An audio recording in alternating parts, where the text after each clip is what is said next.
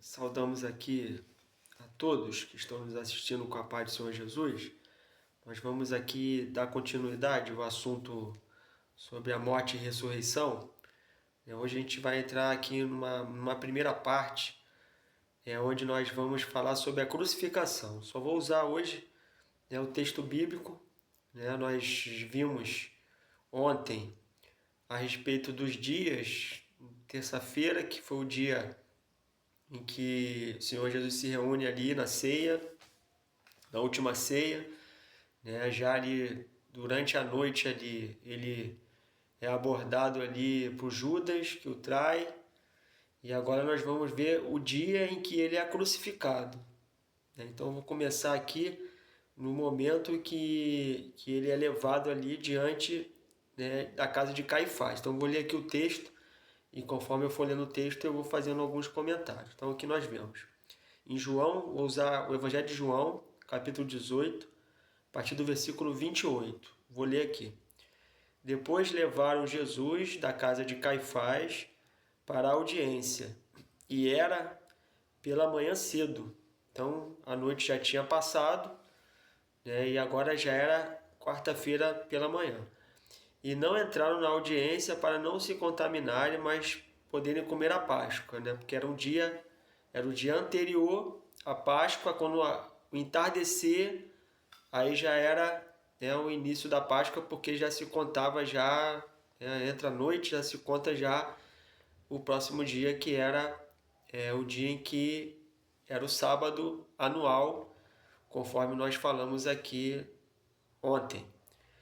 Então Pilatos saiu fora e disse-lhes: Que acusação trazeis contra esse homem? Responderam e disseram-lhe: Se este não fosse malfeitor, não to entregaríamos. E disse-lhes, pois, Pilatos: Levai-o vós e julgai-o segundo a vossa lei.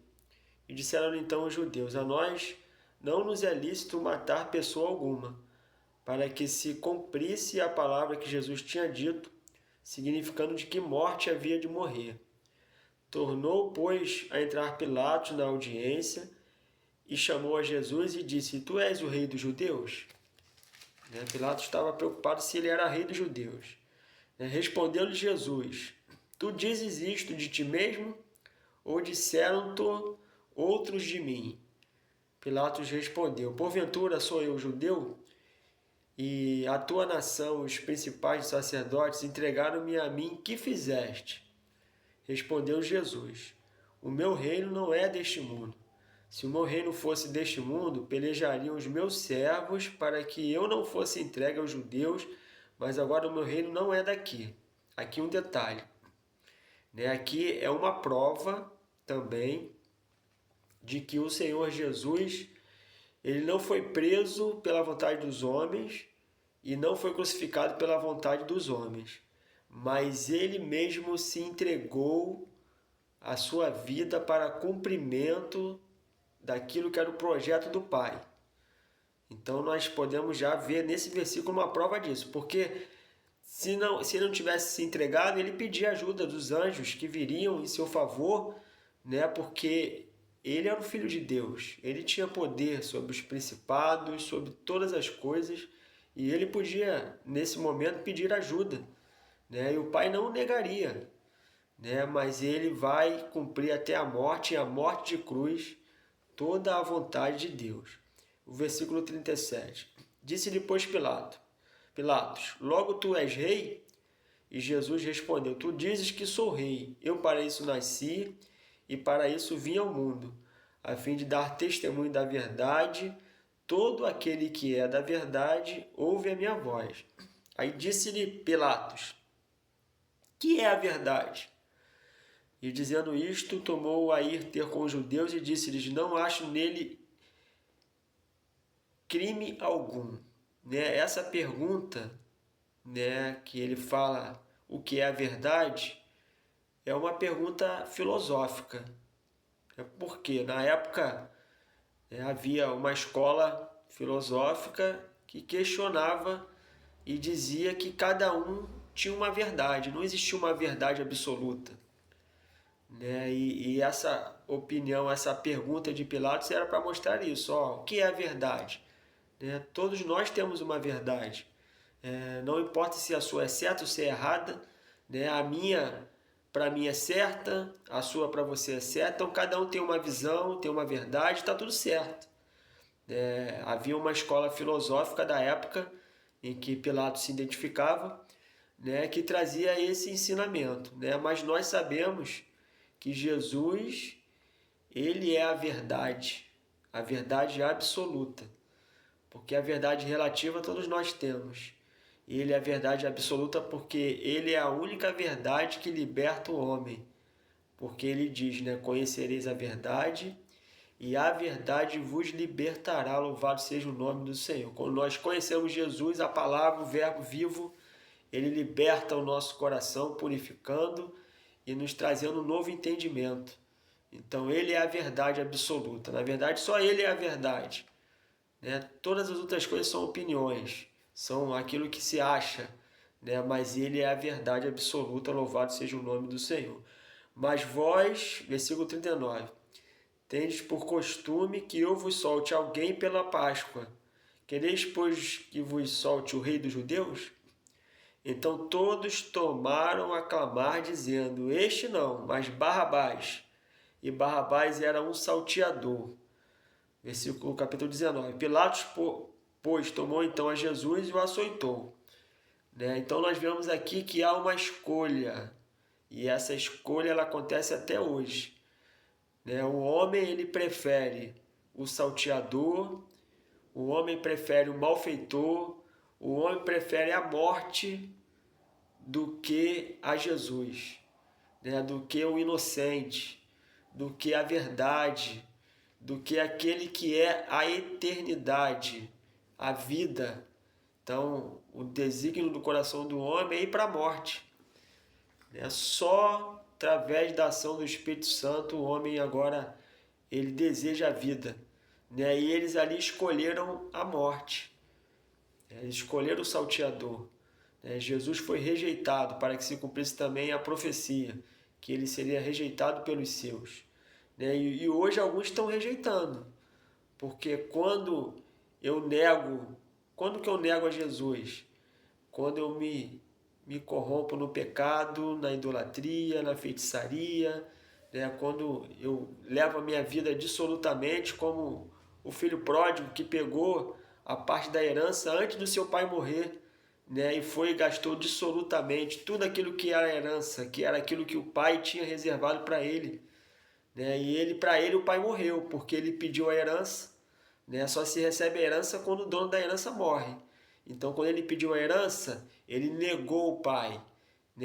Para ele, o pai dele tinha morrido. E a mesma coisa ocorre hoje. Quando nós tomamos essa decisão errada, nós negamos a Jesus. Nós escolhemos, então, o inimigo, o diabo. Porque só há dois caminhos. Quando você aceita Jesus, você está no caminho de vida. Quando você nega Jesus, você está no caminho do inferno. E quem vai te levar para lá é o adversário, é o diabo. Ele que leva o homem para o inferno. Porque lá é reservado para ele. Deus fez o inferno para ele e seus anjos. Mas todo aquele que nega Jesus, ele caminha também, infelizmente, para esse caminho de morte eterna. Então nós vamos aqui ao versículo 2. E os soldados, tecendo uma coroa de espinhos, lhe puseram sobre a cabeça e lhe vestiram uma veste de púrpura. E diziam, salve rei dos judeus, e davam-lhe bofetadas. Então Pilatos saiu outra vez fora e disse-lhes, eis aqui vou-lo trago fora, para que saibais que não acho nele crime algum. Saiu, pois, Jesus fora, levando a coroa de espinhos e o vestido de púrpura, e disse-lhe Pilatos, eis aqui o homem. Vendo-o, pois, os principais sacerdotes e os servos clamaram, dizendo, crucifica-o, crucifica-o. Disse-lhes Pilatos, tomai-o vós e crucificai-o, porque eu nenhum crime acho nele. Responderam-lhe os judeus, nós temos uma lei, e segundo a nossa lei deve morrer porque se fez filho de Deus. E Pilatos, quando ouviu essas palavras, mais atemorizado ficou. E entrou outra vez na audiência e disse a Jesus: de onde és tu?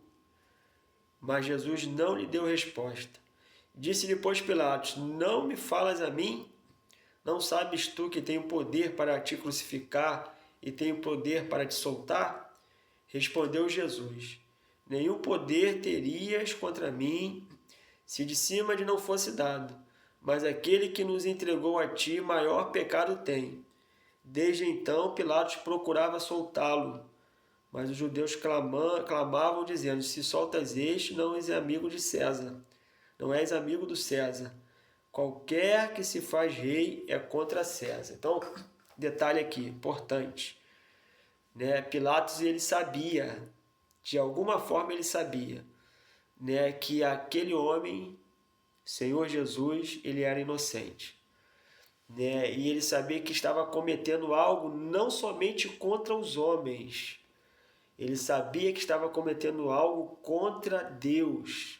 Apesar de que os romanos, né, e também os gregos da época, né, eles não tinham esse entendimento de um único Deus.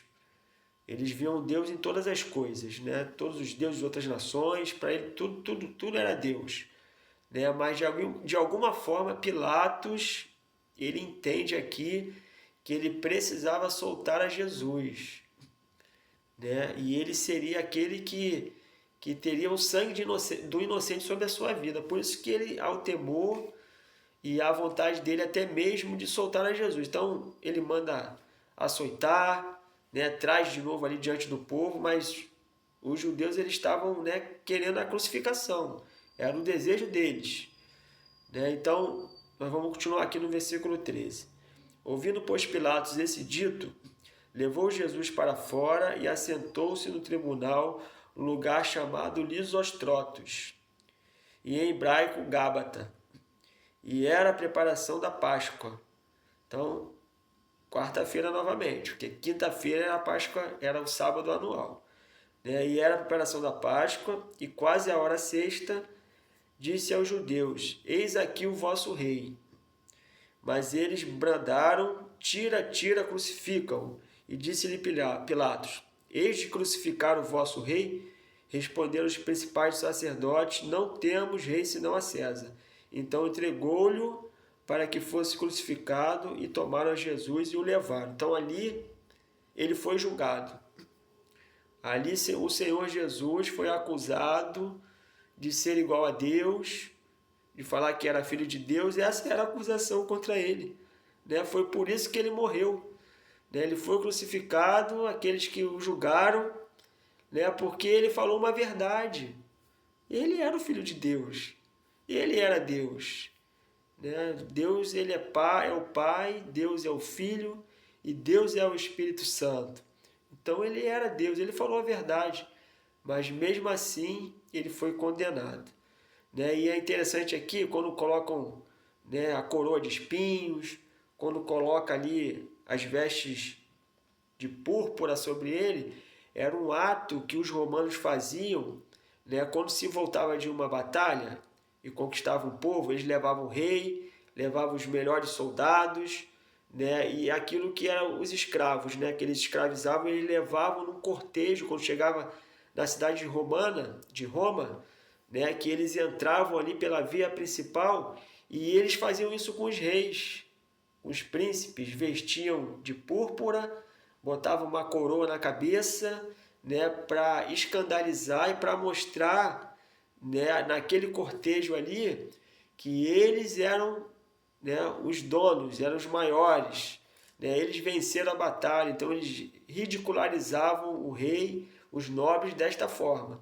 Né? Quem já foi a Roma, né, ou então quem sabe alguma coisa de história, né, sabe de um arco do triunfo. Né? E nesse arco tem lá o símbolo lá da menorá, né, de algumas coisas que haviam no templo na época, quando o templo foi destruído lá em 70 depois de Cristo. Né? Eles levaram em cortejo também o ouro, a prata do templo, judeus que foram escravizados, e eles entraram em comemoração, fizeram um arco. Então era comum dos romanos fazerem isso. Uma outra ocasião aqui, eu vou tratar só sobre esse assunto, esse cortejo, né? Porque o Senhor Jesus participou desse cortejo em Jerusalém, indo para o Calvário.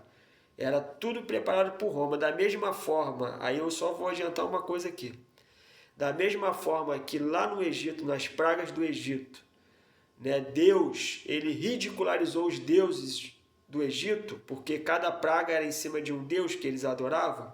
Da mesma forma, o ato de Jesus ir à cruz também, né, traz esse paralelo com essa ação deles do cortejo da vitória que eles faziam em Roma. Uma outra oportunidade nós vamos falar sobre isso. Então nós vamos entrar aqui na crucificação e vamos encerrar aqui. É um texto mais tranquilo de ler em João, né? Mas assim, também, né, pode acontecer de às vezes a pessoa ler e ela ir às lágrimas, né? Porque são coisas horríveis que nós vamos ler aqui. Né? Quem lê o Evangelho de Lucas, que mostra Jesus como homem, percebe mais profundamente essa ação, né, contra Jesus. Né? Mas nós vamos aqui ler.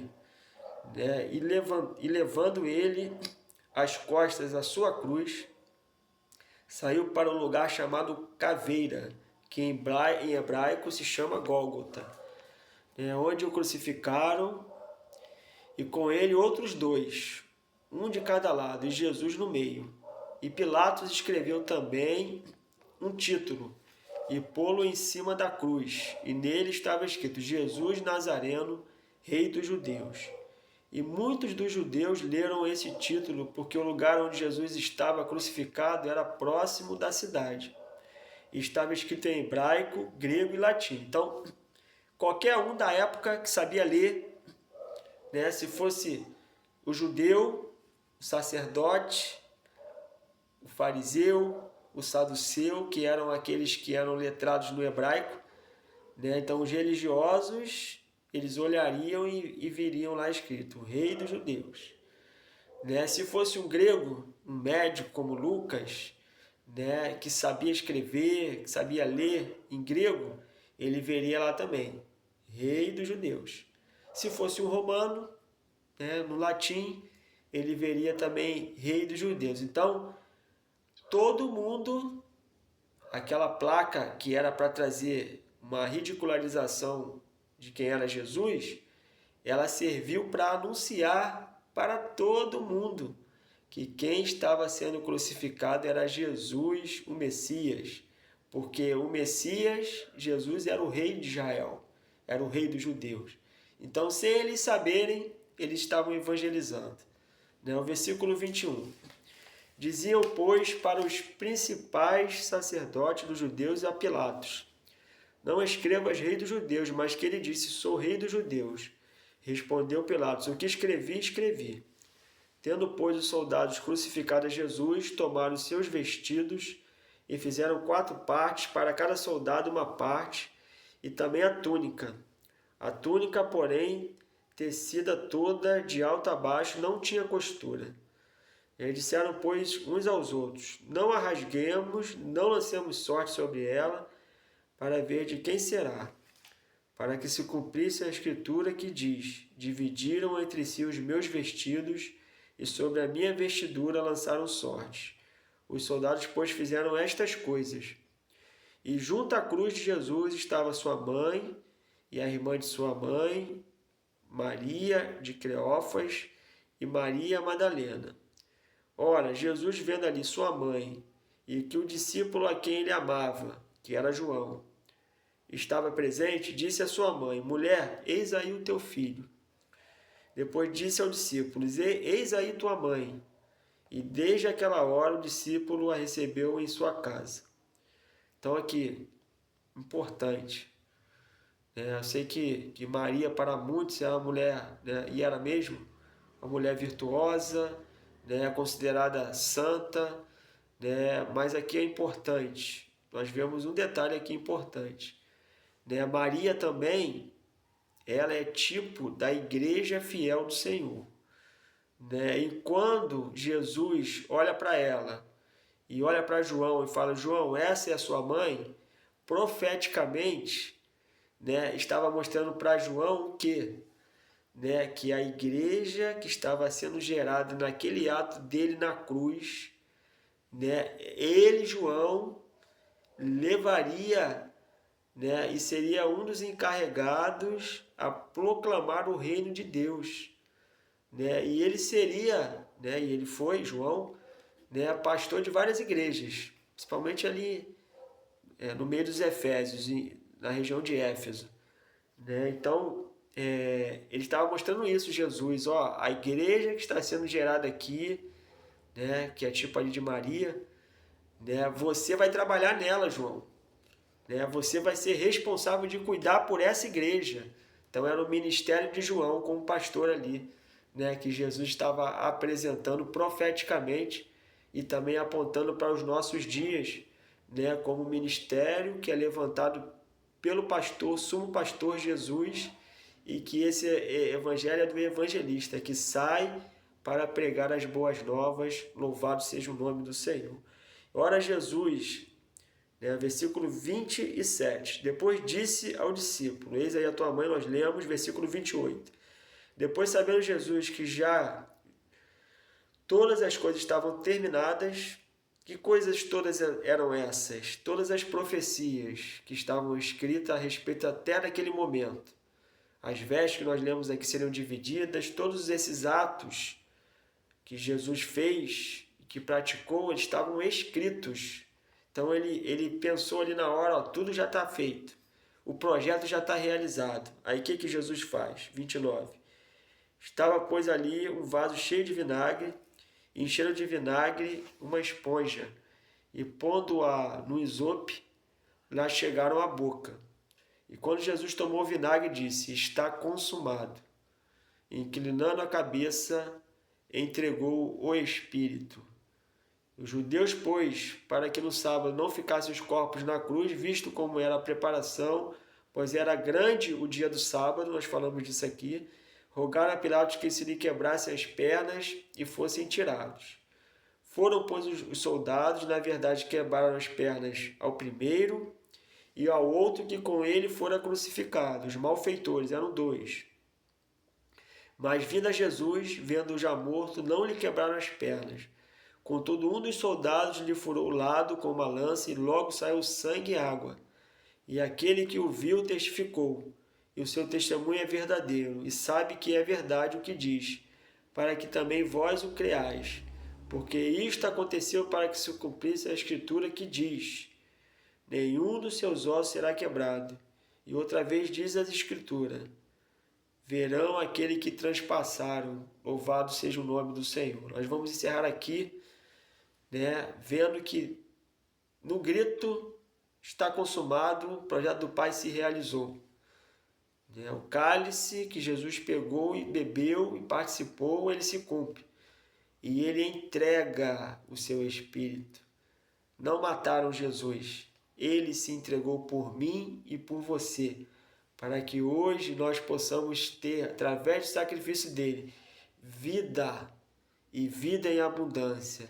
Nós podemos olhar para aquele que foi transpassado e glorificar ao Senhor, porque no ato dele hoje nós somos felizes, libertos do pecado e temos um caminho aberto para a eternidade. Louvado e glorificado seja o nome do Senhor.